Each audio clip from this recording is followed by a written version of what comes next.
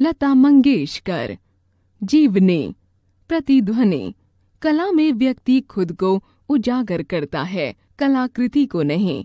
रविंद्रनाथ टैगोर। लता मंगेशकर जन्म 28 सितंबर 1929, भारत की भारत रत्न सम्मानित मशहूर पार्श्व गायिका है, जिनकी आवाज ने 6 दशकों से भी ज्यादा संगीत की दुनिया को सुरों से नवाजा है। भारत की स्वर कोकिला लता मंगेशकर ने 20 भाषाओं में 30,000 गाने गाए हैं। उनकी आवाज सुनकर कभी किसी की आंखों में आंसू आए, तो कभी सीमा पर खड़े जवानों को सहारा मिला। लता जी आज भी अकेली हैं। उन्होंने स्वयं को पूर्णतः संगीत को समर्पित कर रखा है। लता मंगेशकर जैसी शख्सियतें विरले ही जन्म लेती हैं। जीवन परिचय। कुमारी लता दीनानाथ मंगेशकर का जन्म इंदौर, मध्य प्रदेश में 28 सितंबर 1929 को हुआ था। लता मंगेशकर का नाम विश्व के सबसे जाने माने लोगों में आता है। लता मंगेशकर के पिता दीनानाथ मंगेशकर एक कुशल रंगमंचीय गायक थे।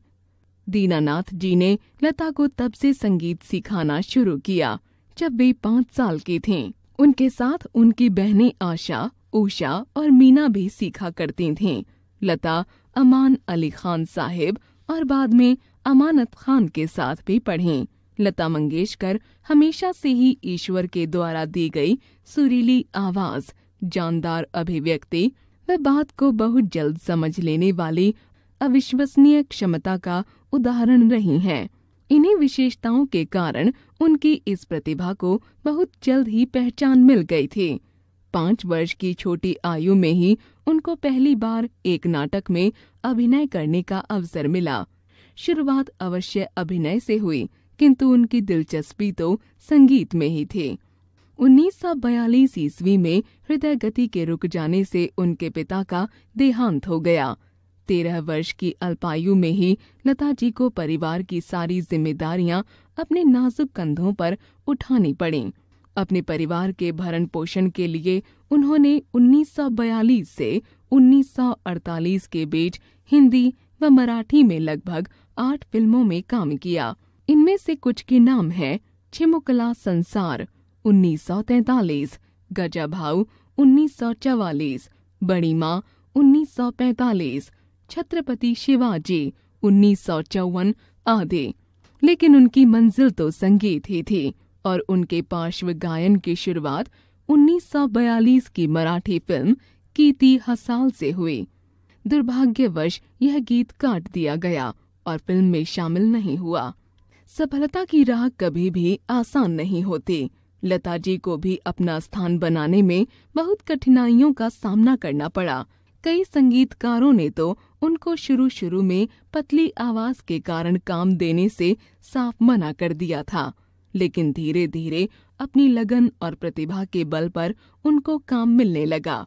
संगीत में पहला कदम 1942 में पहली बार गाने का पार्श्व अनुभव, 1943 में पहला हिंदी गाना, 1947 में हिंदी फिल्मों में पार्श्व गायन, आपकी सेवा में के रूप में पहला गीत, 1949 में प्रसिद्ध फिल्म बरसात, अंदाज, दुलारी और महल में पार्श्व गायन, नाम गुम जाएगा, चेहरा ये बदल जाएगा, मेरी आवाज ही पहचान है, गर याद रहे।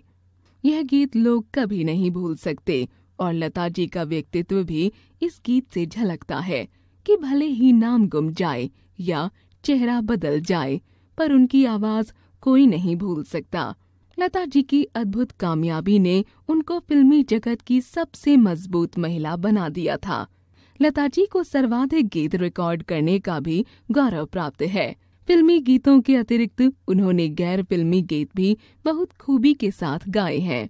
लता जी की प्रतिभा को पहचान मिली सन 1947 में, जब फिल्म आपकी सेवा में उन्हें एक गीत गाने का मौका मिला।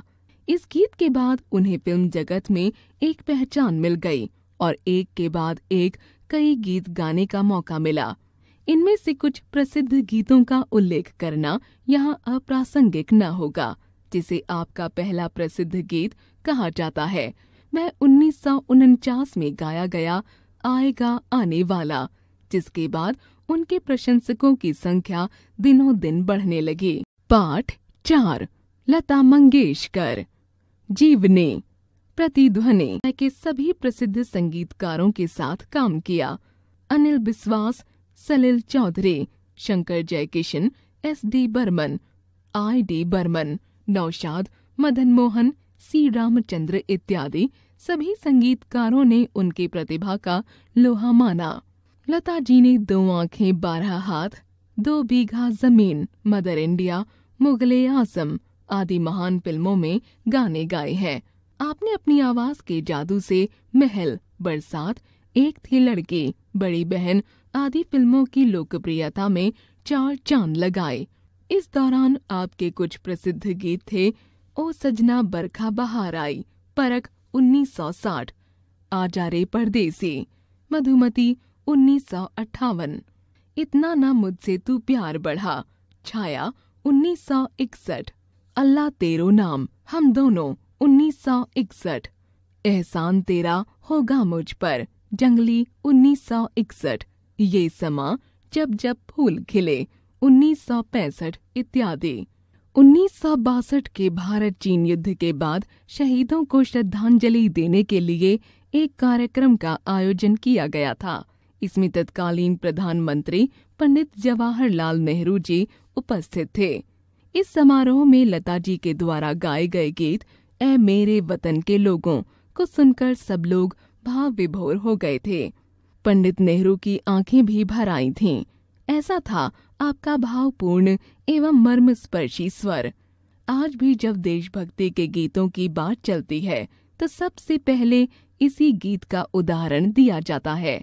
आपने गीत, गजल, भजन, संगीत के हर क्षेत्र में अपनी कला बिखेरी है। गीत चाहे शास्त्रीय संगीत पर आधारित हो, पाश्चात्य धुन पर आधारित हो या फिर लोक धुन की खुशबू में रचा बसा हो, हर गीत को लता जी अपनी आवाज के जादू से एक ऐसे जीवंत रूप में पेश करती हैं कि सुनने वाला मंत्रमुग्ध हो जाता है। सांगीतिक उपलब्धियों के लिए लता जी को अनेक पुरस्कारों से नवाजा गया।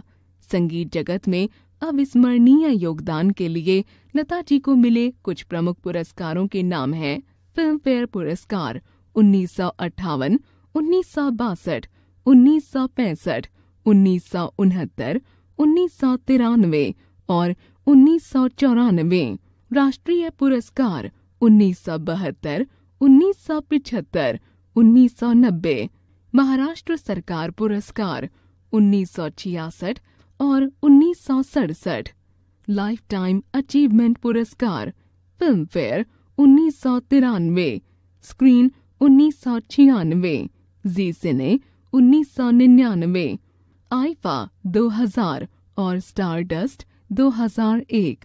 सन 1969 में पद्म भूषण से सम्मानित किया गया। सन 1989 में उन्हें फिल्म जगत का सर्वोच्च सम्मान दादा साहेब फाल्के पुरस्कार दिया गया। सन 1997 में राजीव गांधी पुरस्कार से सम्मानित किया गया। सन 1999 में पद्म विभूषण NTR से सम्मानित किया गया। सन 2001 में नूरजहां पुरस्कार, महाराष्ट्र भूषण पुरस्कार से सम्मानित किया गया। सन 2001 में भारत सरकार ने आपकी उपलब्धियों को सम्मान देते हुए देश के सर्वोच्च पुरस्कार भारत रत्न से आपको विभूषित किया। लता जी को संगीत के अलावा खाना पकाने और फोटो खींचने का भी शौक है। सन 1974 में दुनिया में सबसे अधिक गीत गाने का Guinness book record Lata ji ने बनाया। लता मंगेशकर जी को पहली बार सबसे बड़ा मौका फिल्म महल से मिला। उनका गाया गीत आएगा आने वाला बहुत प्रसिद्ध हुआ था। लता मंगेशकर जी ही एकमात्र ऐसी जीवित व्यक्ति हैं जिनके नाम से पुरस्कार दिए जाते हैं।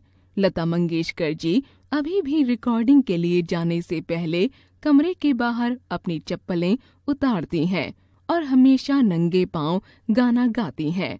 लता मंगेशकर ने आनंद गान बैनर तले फिल्मों का निर्माण भी किया है और संगीत भी दिया है। जीवन मूल्य, कठिन परिश्रम, एकाग्रता तथा दृढ़ निश्चय से कुछ भी संभव है। जीवन कौशल। क्या पौधे भी संगीत सुन सकते हैं? हाँ, देखो, मैं इनकी अच्छी तरह देखभाल करती हूँ और इन्हें संगीत भी सुनाती हूँ।